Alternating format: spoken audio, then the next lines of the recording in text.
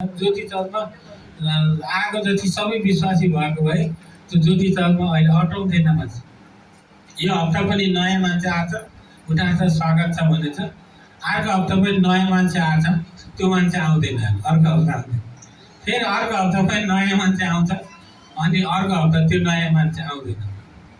अनि मान्छे चाहिँ विभिन्न तरिकाले मान्छे चाहिँ सोच आएको हुन्छ। तर हामीले आज मण्डलीबाट यहाँबाट सिकेर जानुपर्ने कुरा चाहिँ के छ भन्दाखेरि हाम्रो भरोसा चाहिँ केमा छ। अनि यहाँनिर एकदमै डरलाग्दो शब्द प्रयोग गरेको छ 5 पदमा।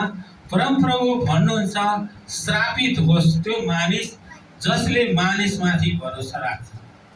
मानिसमाथि भरोसा राख्ने मान्छे चाहिँ श्रापित होस्। वास्तवमा चाहिँ मानिसमाथि भरोसा राख्ने चाहिँ आशिषित हुनुपर्ने हो, हैन? तर त्यो मान्छेले चाहिँ के गर्छ?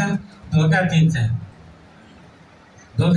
मान्छेले धोका दिएको कारणले यिर्मियाले के भन्छन् भन्दाखेरि यो त्यो 9 पदमा त अझै बेस्तरी गाली गरेर उनले के भन्छन् भने त्यो मान्छेको हृदय चाहिँ छली छ, एकदमै छली छ। एकदमै मान्छेलाई के गर्छ? उसले चाहिँ फल्ट गर्छ भन्छ। अनि यस्तो मान्छे छ, उसले धोका दिन्छ। त्यसले गर्दाखेरि यहाँनिर परमेश्वरमा भरोसा गर्ने मान्छे चाहिँ खोलाको किनारमा, पानीको किनारमा रोपेको बोट जस्तै हुन्छ। उसले चाहिँ अब यो मरुभूमिमा साउदी एरियाहरूमा तपाईँहरू हाम्रो दाजुभाइहरू जो जानुभएको छ उहाँहरूले अनुभव गर्नुहुन्छ कि एकदमै सुक्खा भूमिमा पनि सुन्तला फलाइदिन्छ।